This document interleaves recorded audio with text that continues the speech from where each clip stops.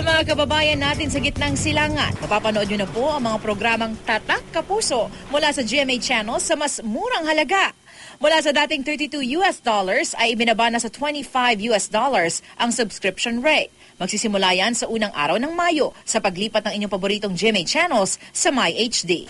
Kasama sa My GMA package ng MyHD ang GMA Pinoy TV, GMA Live TV at GMA News TV, pati na ang Super Radio DZBB at DWLS-FM. Para makatanggap ng libreng satellite decoder mula sa MyHD, makipag-ugnayan lang sa numero o email address na nakikita ninyo sa inyong screen. Pinalaki natin yung produkto, mas pinaganda sa murang halaga dahil gusto natin sulit ang pera na ibinabayad ng ating mga kababayan sa Middle East na alam natin pinaghihirapan bawat piso na kinikita nila doon.